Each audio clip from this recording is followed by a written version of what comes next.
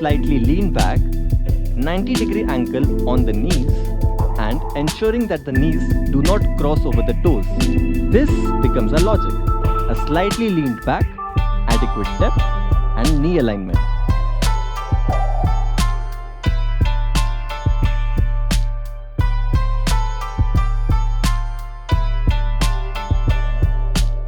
Five test cases, and accordingly, the application will provide feedback.